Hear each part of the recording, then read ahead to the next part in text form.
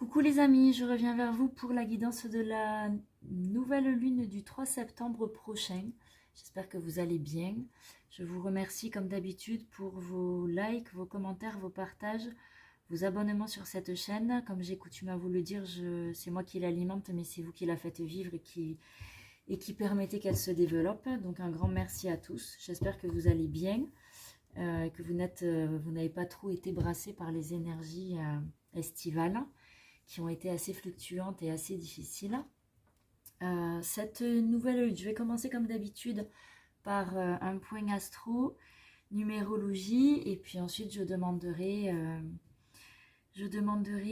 une carte pour une seule carte pour juste le plan général vraiment avec l'oracle de Gaïa pour cette nouvelle lune du 3 septembre, et puis ensuite le tarot noir et différents oracles, et je finirai comme d'habitude avec des petits oracles messagers.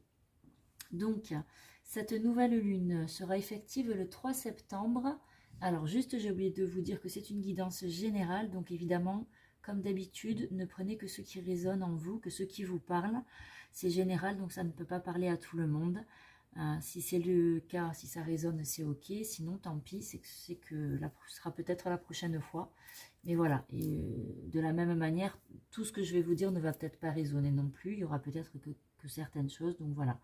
Vraiment, faites attention à ça et faites appel à votre discernement et à vos ressentis pour voir si ça vous interpelle ou pas.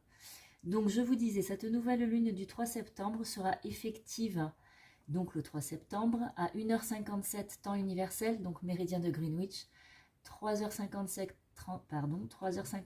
temps universel plus 2 heures en heure d'été pour l'Europe de l'Ouest. La nouvelle lune étant toujours une conjonction du soleil à la lune, soleil et lune se tiendront à 11 degrés 04 de la Vierge. Cette Vierge qui vient nous parler, ce signe qui vient nous parler de matière, d'organisation, de structure, de limites, de cadre, de pragmatisme. On va baigner dans ces énergies-là, quel que soit le domaine et quels que soient les plans. Au niveau astro, il y a différents aspects, il n'y en a pas énormément que j'ai pu noter, mais en tout cas, il y a un carré à Jupiter, une opposition à Saturne également. On a aussi Pluton qui rétrograde en Capricorne jusqu'à la fin du mois de novembre, et fin novembre jusqu'au 20 novembre, où il reprendra une marche directe en Verseau pour y rester pendant 20 ans. Donc Pluton, je vous rappelle que c'est symboliquement la mort et la renaissance, la déconstruction pour mieux reconstruire de manière plus saine, plus juste, puisqu'il sera dans le signe du Verseau, qui est un signe associé à la justice, à l'équilibre, au plan collectif. Donc il y a vraiment des gros changements qui s'annoncent pour les prochaines années avec Pluton en Verseau. Mais pour le moment, il est rétrograde en Capricorne, donc jusqu'à la fin du mois de novembre. De manière assez générale, cette lunaison va nous obliger à travailler, à faire un point sur nos limites, sur notre façon de vivre, sur ce qui n'a plus lieu d'être, mais que l'on garde et qu'il faudrait évacuer ou libérer, en tout cas se libérer ou se défaire de certaines choses qui sont obsolètes, qui ne sont plus nécessaires, qui nous entravent plus qu'autre chose. Donc on est vraiment sur, avec le mois de septembre en plus, le 9e mois de l'année, donc c'est la rentrée, c'est le mois de la rentrée, donc ça parle de fin de cycle et de nouveau cycle. Donc il y a vraiment des transformations majeures qui sont en lien avec cette période-là, et par rapport aux astres dans le ciel. Voilà, il y a vraiment un besoin de se détacher de schémas répétitifs, de croyances limitantes. Ça, c'est sur le plan, par exemple, familial, transgénérationnel, de manière individuelle, mais aussi sur un plan plus collectif. Donc voilà, on va être focus sur nos limites, donc celles que l'on se met, et bon, ça peut être aussi celles que l'on suit. Il y a vraiment cette idée de clarifier des situations, des façons de vivre. Il y a besoin de mettre au point, d'ajuster pour pouvoir redémarrer de manière plus saine et plus équilibrée. Au niveau de la numérologie, quand on additionne tous les chiffres de la date du 3 septembre 2024, donc je vous rappelle que l'année 2024 est une année 8, année d'équilibre, de justice, 8e arcane majeur du tarot, c'est la justice. Donc, il y a vraiment cette idée de justesse, de justice et d'équilibre en 2024. On travaille sur ça depuis le début de l'année et ça sera encore le cas jusqu'à la fin. Même si on va commencer tout doucement à percevoir les énergies de 2025 qui vont se mettre en place petit à petit à partir de maintenant. Mais malgré tout, voilà, on est dans une énergie 8 sur l'année. Et quand on rajoute la date du 3 septembre à cette numérologie, on atteint le chiffre 20 et puis par déduction finale le chiffre 2. C'est une numérologie qui est souvent sortie cette année dans les phases lunaires. J'en ai déjà parlé plusieurs fois. Le 20 est en lien avec le jugement dans le tarot et les arcanes majeures du tarot. Et donc il y a vraiment cette notion de se libérer de schémas, du jugement, du regard des autres. Il y a vraiment cette connexion à soi, cet alignement de manière juste. Il y a une forme de renaissance. Il y a un équilibre entre les différentes polarités en nous. Masculin, féminin, jeunesse, vieillesse, tous les aspects qui peuvent être en dualité alors qu'en fait, ils sont complémentaires. On trouve un équilibre dans tout ça avec cette vibration du chiffre 20. Et par déduction, le 2, qui renvoie à la sagesse de la papesse dans le tarot de Marseille, mais qui vient aussi sur une polarité basse nous parler de dualité, de difficultés relationnelles avec l'autre. Alors, autant dans le couple au niveau sentimental que dans les associations au niveau professionnel. Il est aussi question avec cette vibration du 2 de connaissance, de calme, d'observation, mais de manière assez sage. Donc voilà, si vous êtes en fonction du signe qui est le vôtre, alors signe solaire, mais il faut aussi évidemment regarder votre signe lunaire et votre ascendant, puisqu'on ne peut pas se cantonner juste uniquement à un signe solaire. Donc en fonction de vos différents signes et de votre carte du ciel au moment de votre naissance, vous allez être impacté plus ou moins positivement par cette phase lunaire qui, je vous le rappelle, la lune va très très vite, elle reste 2 jours à 2 jours et demi dans un signe, donc ça va très très vite. Cet inconfort va être passager, même si les énergies dont je vais vous parler vont nous mener jusqu'au 18 septembre prochain, date de la prochaine pleine lune. Donc voilà pour le point astro et numéro. Je vais maintenant demander à l'oracle de Gaïa une carte pour avoir les énergies vraiment générales, ce qu'on va être invité à observer, à travailler en nous. Hop là. Allez, c'est parti pour cette nouvelle lune. Oui, vous voyez, regardez. Mais on a la carte numéro 1, l'arbre de vie, fertilité, créativité, destinée et magie. On est voilà, dans une fin de cycle et un renouveau qui est en train de se créer avec la phase de rentrée dont je vous parlais tout à l'heure. Il est question de faire un bilan, de mettre à plat certaines choses pour pouvoir mieux repartir. Et là, vraiment, cette carte-là vient avec cette illustration de l'arbre de vie, vient vraiment nous parler d'ancrage. On est dans le signe de la Vierge, il va être important de bien s'ancrer à la terre.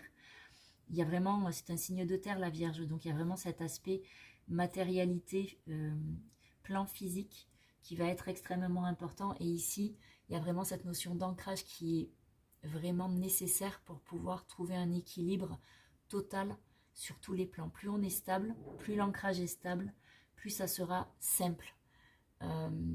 Mais voilà, c'est pas toujours le cas, donc vraiment n'hésitez pas. Ce que j'entends aussi, c'est n'hésitez pas à aller vous balader en forêt. Et là, c'est vraiment plus la forêt qui ressort. D'habitude, j'ai tendance à vous dire la forêt, la plage, la montagne, la mer, mais là, c'est vraiment plus la forêt, les arbres.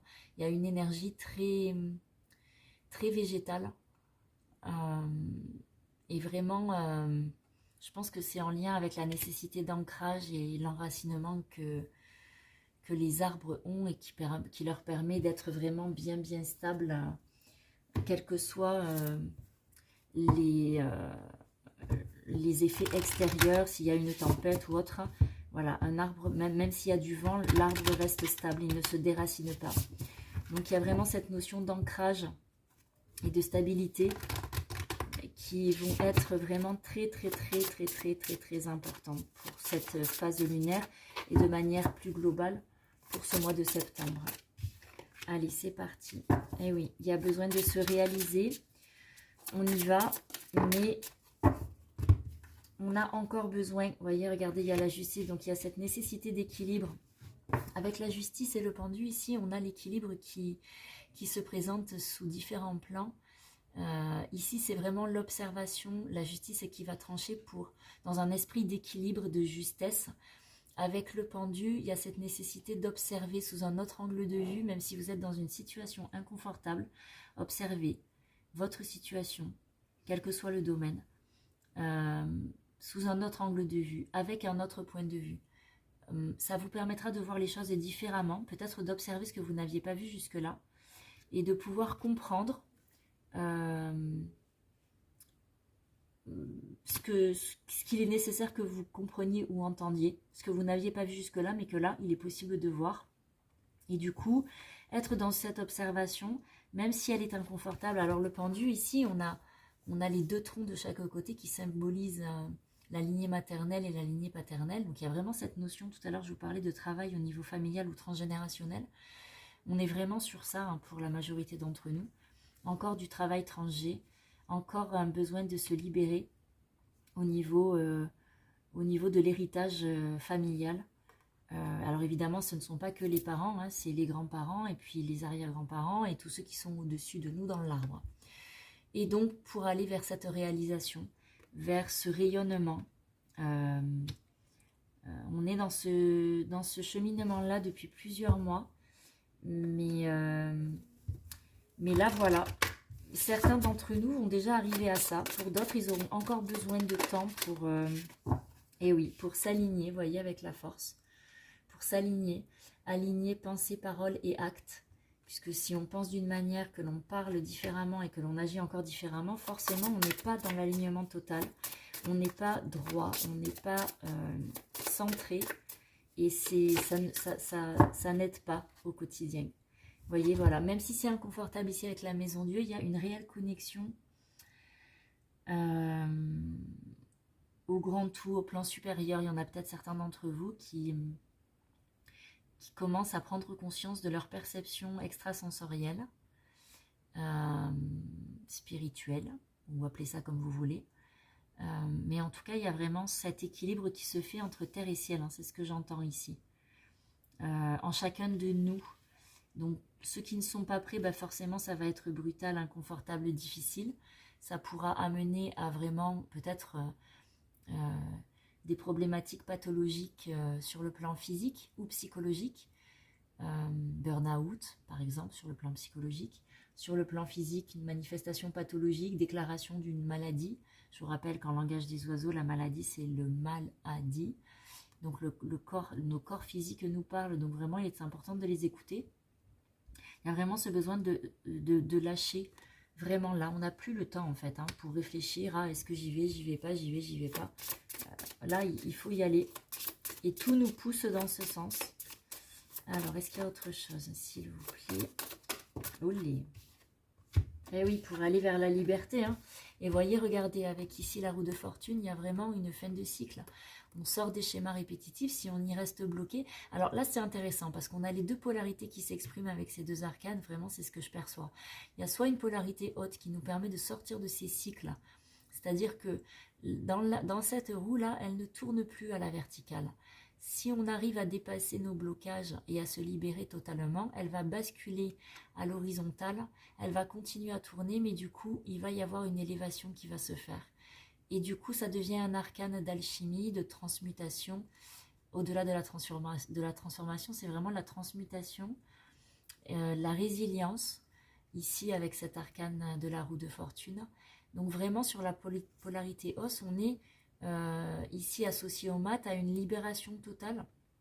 Il y a vraiment cette libération, mais c'est être libre dans le sens équilibré et juste du terme, c'est-à-dire que on est dans une forme de complétude que l'on vit sur tous les plans, y compris sur le plan matériel, et que quelque part on est comme l'escargot, on a notre maison sur notre dos, on peut aller n'importe où, on sera bien partout où on ira.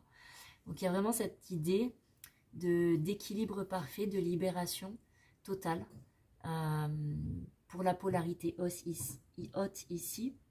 Mais ce que j'entendais tout à l'heure aussi, c'est qu'il peut y avoir certaines personnes qui sont concernées par une polarité plus basse de ces deux arcanes, avec un blocage. On reste dans un cycle vicieux, dans une répétition de schémas, dans une zone de confort de laquelle on refuse de sortir malgré toutes les alertes qu'on a eues et toutes les possibilités qu'on a eues dernièrement, sur les dernières années. On reste bloqué dans ces schémas. Et ici, avec le mat, on ne parle plus de liberté, mais on parle d'emprisonnement, de folie. Il y a une forme de décompensation psychologique, émotionnelle, en lien avec le fait que l'on ne se libère pas, que l'on n'accepte pas le changement, qu'on reste figé dans ce cercle vicieux, dans ces schémas répétitifs. Et du coup, il y a vraiment une décompensation. Ça peut être au niveau physique, bien sûr, puisque le mat, c'est aussi la maladie sur le plan physique. Il n'y a pas que l'arcade, que la maison Dieu qui représente la maladie, mais il y a vraiment cet aspect difficulté et perte de santé, que ce soit sur le plan physique ou sur le plan psychologique et émotionnel. Donc attention, si vous êtes encore dans des schémas répétitifs, si vous avez du mal encore à trancher, à faire des choix, là il faut y aller en fait, hein. On n'a plus vraiment d'autres solutions. On a toujours le choix, mais en fait, si on n'y va pas, bah, ça risque d'être vraiment compliqué. Donc, attention à ça. Et est-ce qu'il y a autre chose? Est-ce qu'il y a autre chose? Hop. Non, je ne pense pas. Non. Et voyez, regardez ici en dos de deck, du coup, le jugement, qui est quand même la vibration 20 de tout à l'heure dont je vous parlais. Donc il y a vraiment cette idée de connexion,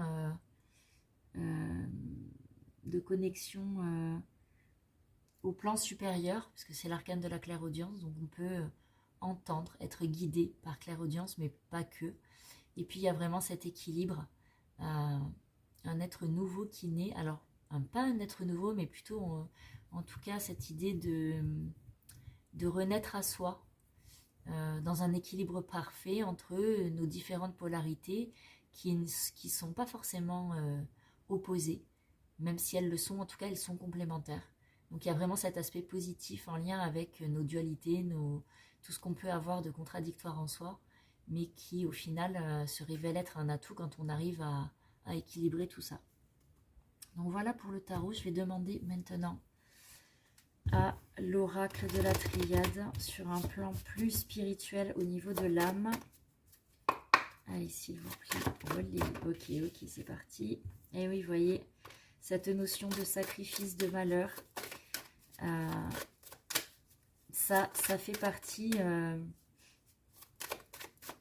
ces idées-là de malheur, de sacrifice font partie, oh là là, de l'ancien temps, de ce qui est révolu, de ce qui n'a plus lieu d'être. Voyez, regardez. Foudre, sacrifice, malheur. On est vraiment sur des énergies extrêmement basses qui nous ont, dans lesquelles on a baigné pendant longtemps.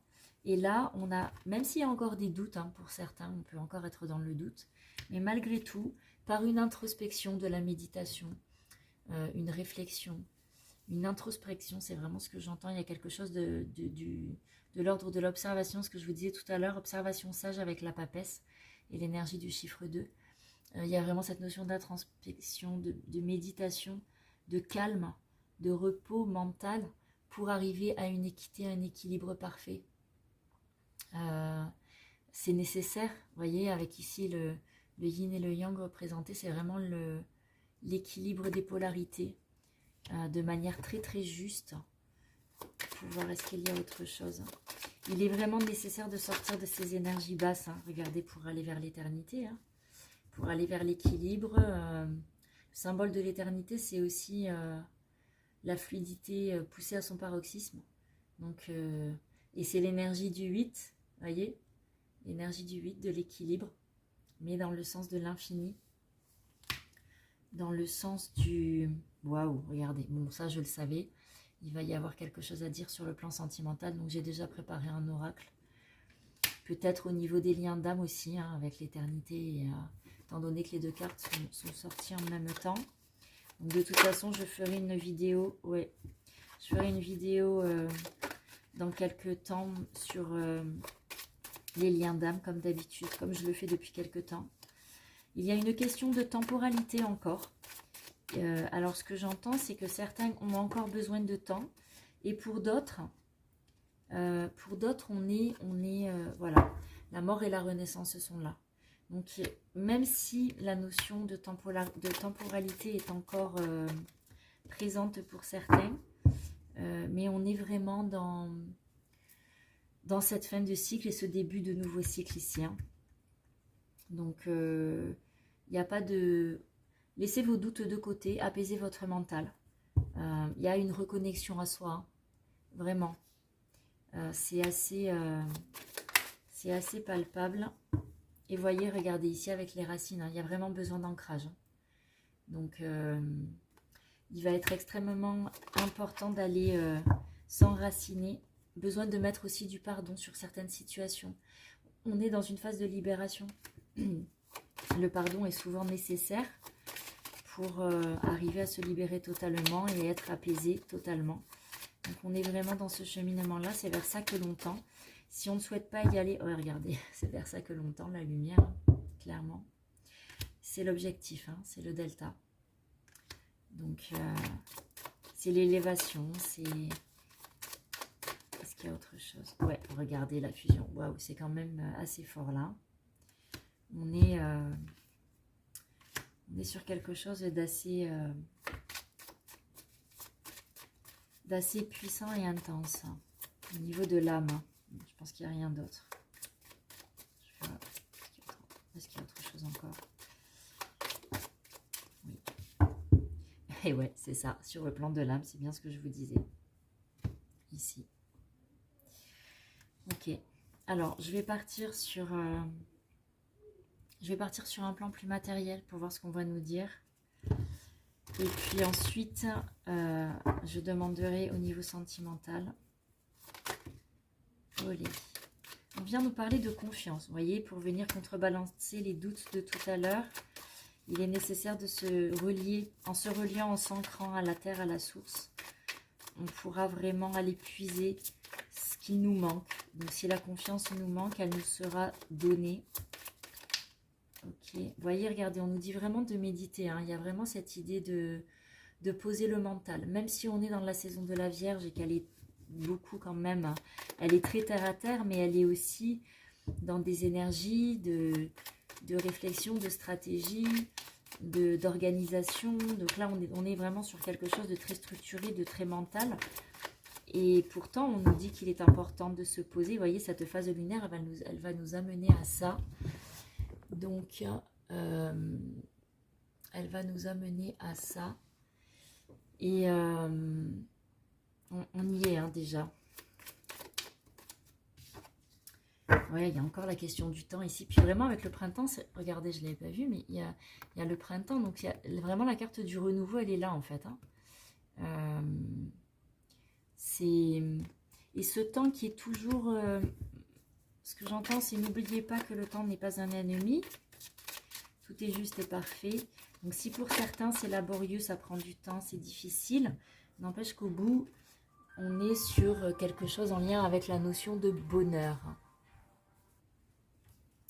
Donc voilà, c'est quand même vers cet aspect libération, bonheur vers lequel on tend, même si ça prend du temps, même si c'est laborieux, n'empêche que voilà, c'était nécessaire d'en passer par là. Est-ce qu'il y a autre chose, s'il vous plaît? Et oui, regardez, la réalisation, hein, c'est le soleil de tout à l'heure qui est sorti 2 fois.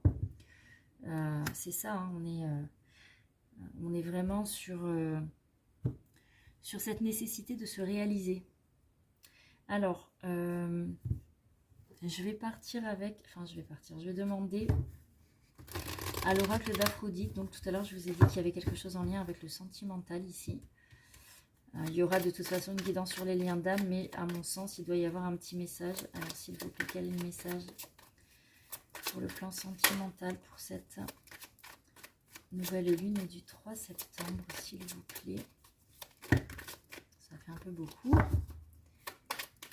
Allez.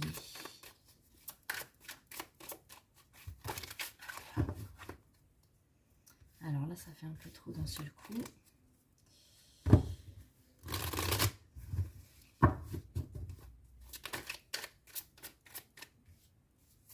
Alors, pour certains, ce que j'entends au niveau sentimental, il y a peut-être des difficultés au niveau communicationnel. Donc, il est important, on nous demande, on nous dit de focus sur la façon de communiquer. Il y a des efforts à faire ou un travail à effectuer en lien avec la communication ou la façon de communiquer. Il y a quelque chose qui doit, ce que j'entends, il y a quelque chose qui a besoin de revenir plus direct. Alors j'entends sans interférence, sans intermédiaire. Sans interférence, sans intermédiaire. Il y a une nécessité de poser des mots de manière franche et directe, sans avoir peur de décevoir, de blesser. Il y a peut-être une forme d'incompréhension en lien avec une relation, parce que la communication n'est pas bonne et que il y en a un des deux qui s'imagine que du coup ce n'est pas sérieux, c'est platonique, l'autre ne souhaite pas s'engager plus que ça. Il y a quelque chose qui peut contrarier, vous voyez ici, ça peut vraiment contrarier. Et ce que j'entends, c'est qu'il y a vraiment une nécessité de poser des mots sur ce qui se passe là, en fait, parce que les non-dits peuvent tuer une relation. Donc, il y a vraiment ce besoin de communiquer de manière claire, de poser des mots pour arriver à dénouer et à faire en sorte que la relation puisse reprendre de manière plus stable, plus juste, dans une forme de compréhension en tout cas, ça c'est sûr. Et donc, en suivant, il y a peut-être une invitation, une proposition de communication, de discussion pour poser des mots, nécessaires d'un côté ou de l'autre et de retrouver quelque chose de posé, de sain, de stable, parce que ça peut être une relation qui est vraiment, qui a vraiment changé votre quotidien. Et il y a une forme d'admiration, de beauté dans le lien. Alors, ça peut être une relation où chacun des deux a des enfants. Hop, j'en ai tombé une. Ouais, où chacun des deux ou un des deux a des enfants. Donc, ça peut être, en l'occurrence, ça peut concerner peut-être pour plus tard une famille, une recomposition de famille. Mais en tout cas, quelque chose d'assez joli, même si au départ, on est timide, on est prudent parce qu'on n'ose pas s'engager. Il y a quand même quelque chose en lien ici avec quelque chose de léger, d'équilibré, au niveau de l'écoute, de l'attention, et l'attention en un seul mot, pas en deux mots bien sûr. Il y a voilà, beaucoup de partage, d'échanges. En tout cas, c'est ce que ça va favoriser, cette discussion. Hop, j'en ai tombé une. Oui, on est vraiment sur une relation qui a pu déstabiliser au début par son intensité, mais même sur le plan charnel, hein, il n'y a pas que sur le plan psychologique ou émotionnel ou matériel. Mais en tout cas, voilà, il y a quelque chose qui peut vraiment être déstabilisant, qui peut créer, justement par rapport au fait qu'on a peut-être des enfants ou une famille très présente.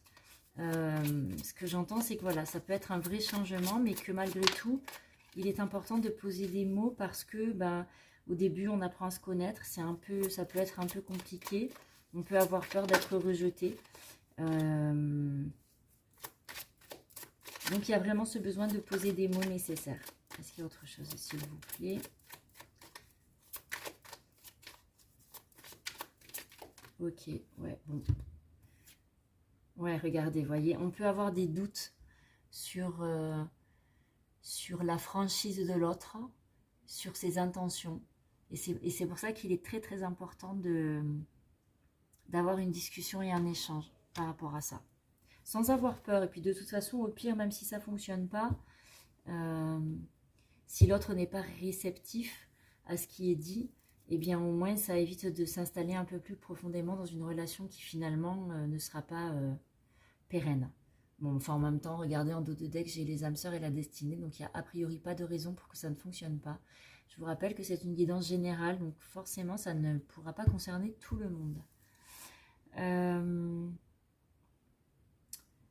Je vais demander, parce que tout à l'heure, il m'a quand même sauté. J'ai préparé la guidance.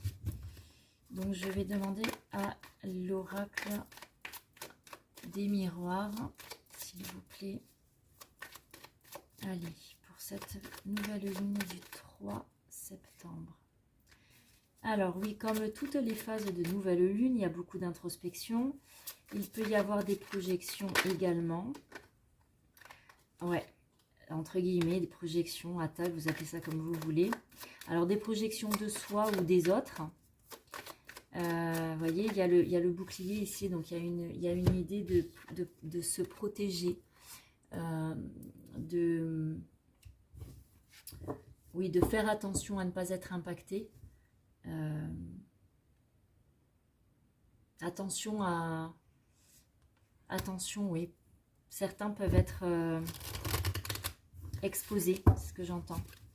Donc, vous n'hésitez pas à vous protéger avec de la lithothérapie, avec une bulle de protection énergétique pour ceux qui savent faire. Si vous ne savez pas faire, il y a juste le besoin, enfin le fait, l'idée c'est de juste visualiser une bulle, comme une bulle de savon autour de vous, qui soit énergétiquement suffisamment puissante pour faire barrage à toutes les projections négatives. Et vous voyez, derrière, on a la fécondité qui tombe. Il y a une forme de protection et de...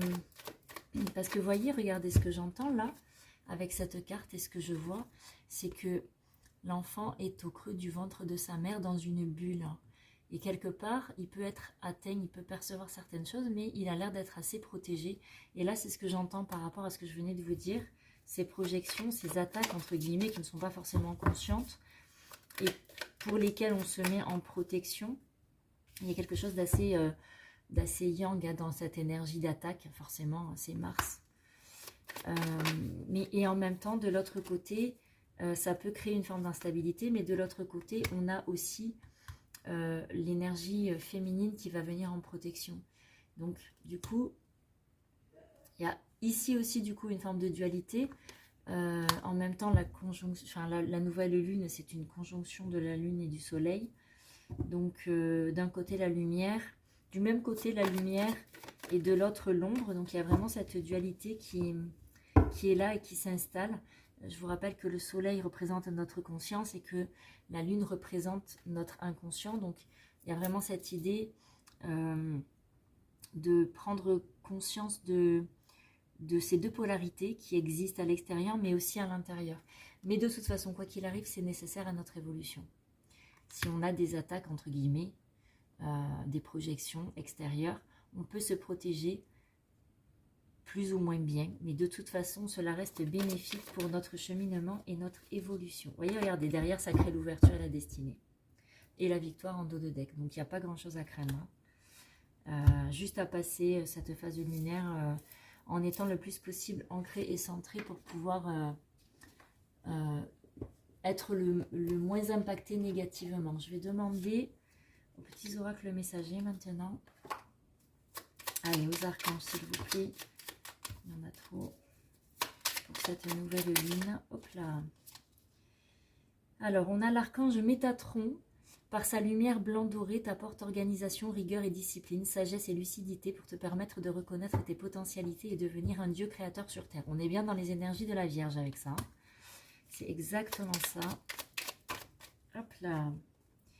On a l'archange Azraël, ok, qui vient parler de protection et d'élévation spirituelle, tout ce que je suis en train de vous dire.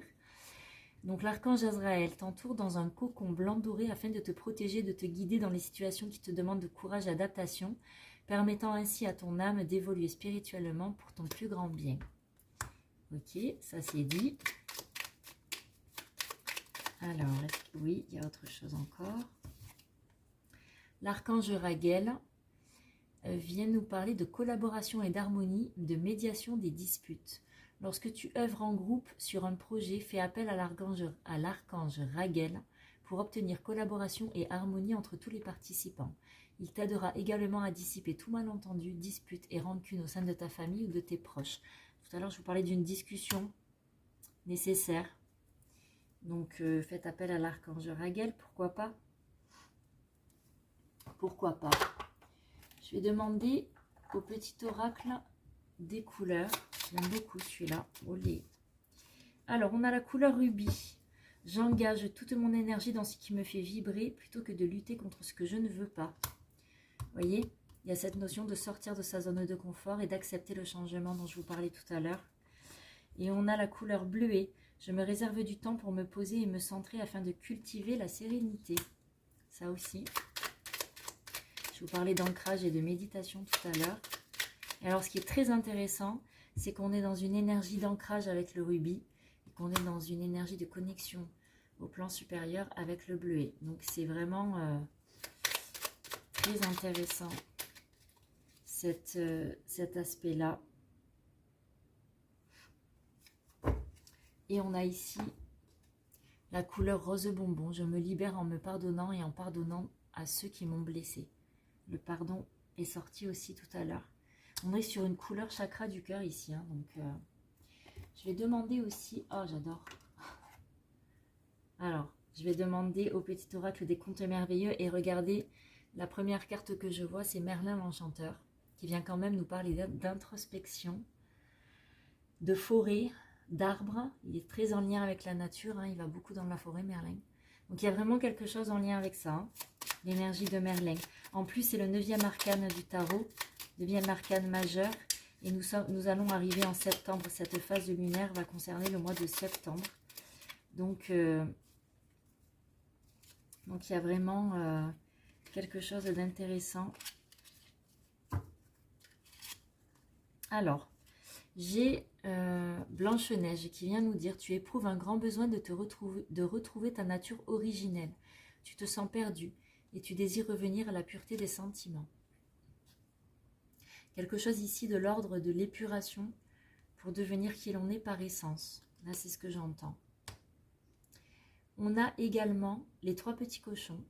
Respecte patiemment ta vraie nature afin de bâtir solidement les fondations de ta personnalité. Cela te permettra de grandir dans ta vérité. Là aussi, il y a cette idée de devenir soi, pleinement, de se libérer, ce que je vous disais tout à l'heure par rapport à la notion de transgénérationnel, de famille, cette nécessité de se libérer du passé et de ce que l'on porte et qui ne nous appartient pas. Je vais demander enfin au petit oracle de la guidance étoilée, olé, le timing astral, j'adore. Le temps est relatif, notre perception du temps varie d'une personne à une autre. Ce qui est long pour moi ne l'est pas forcément pour toi. Alors donne du temps au temps, tout a un timing et il faut le respecter. Ici. Et on a aussi les prises de conscience. Ce sont des déclics qui opèrent en toi et qui marquent un point de non-retour parce que tu as vu, tu as compris, plus rien ne sera comme avant car tu as grandi. Et oui, prise de conscience, heure du bilan, timing divin à respecter. Ça ne sert à rien de mettre la charrue avant les bœufs. De toute façon, plus on va forcer, moins ça va fonctionner. Et ici, j'ai la vérité. Laisse-la jaillir au grand jour, regarde-la en face et assume-la. Donc, voilà pour cette guidance, les amis. Ah, je vais finir quand même avec des petites runes, des chiffres, des lettres et des signes astro pour avoir des éléments supplémentaires. Ça peut vous parler des initiales. Les lettres concernent des initiales, par exemple. Les chiffres, ça peut être une date de naissance, un jour. Les jours de la semaine peuvent être en lien avec un jour de la semaine, effectivement, mais aussi avec une planète. Et les signes astro également. Soit une saison, soit... Alors, on a la lettre I. Pour cette nouvelle ligne. Alors, on a la lettre I. On a le chiffre 4. Le chiffre 5. Le N. La lettre N. Et la lettre V.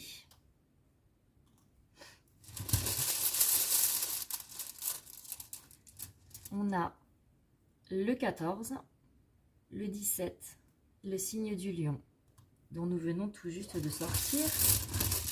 Ça peut être votre signe astro, votre ascendant, votre signe lunaire également, ou alors le signe astro, lunaire ou ascendant d'une personne autour de vous.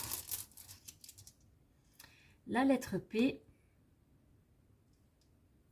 le lundi, qui peut être relié à la lune, le chiffre 2 et le signe du Capricorne. Voilà les amis, j'arrête pour aujourd'hui cette guidance. J'espère qu'elle vous aura plu, guidé, orienté, éclairé. Je reste disponible pour une guidance ou autre en individuel. Vous retrouverez toutes mes prestations sur le site la-sève-cristalline.fr ainsi que tous les différents liens pour me contacter ou me suivre sur les réseaux sociaux si vous le souhaitez, ainsi que l'adresse du blog La Sève Cristalline, que vous pouvez retrouver via le site internet, puisqu'il y a un onglet, donc vous pouvez passer par le site pour trouver ce blog. Je vous remercie encore une fois pour vos likes, commentaires, partages et abonnements. Je vous souhaite une belle phase de nouvelle lune. Prenez bien soin de vous et à très bientôt les amis.